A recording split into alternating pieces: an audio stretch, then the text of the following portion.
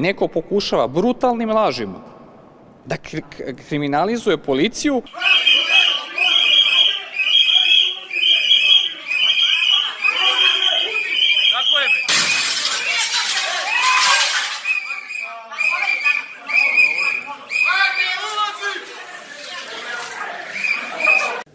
Oni su demolirali ulaz u Radio-televiziju Srbije uz pretnje ljudima, uz demoliranje imovine, uz zastrašivanje, lomljenje i svako drugo nasilje i, da kažem, napad na novinare.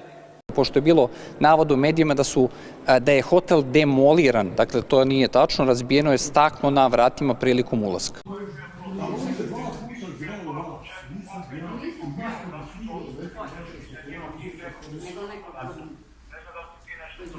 Neko pokušava brutalnim lažima da kriminalizuje policiju. Ne da mu nudim, pa ja bi trebao da ih imam, a kako da ih nudim?